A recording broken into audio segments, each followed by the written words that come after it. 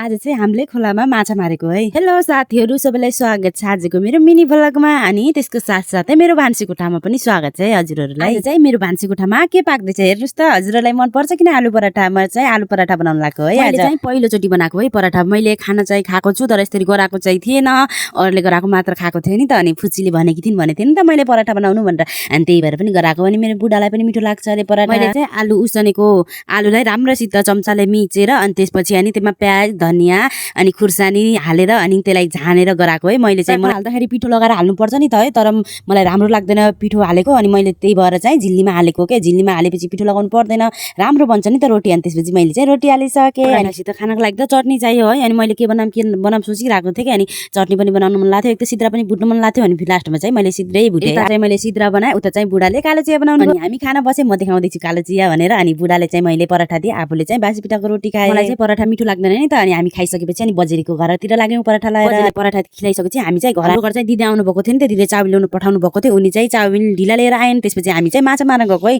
खोलामा बिसालेर चाहिँ हामी तिनटीले चाहिँ यति धेरै माछा मारेको, तर ठुल्ठुला माछा पनि थिए।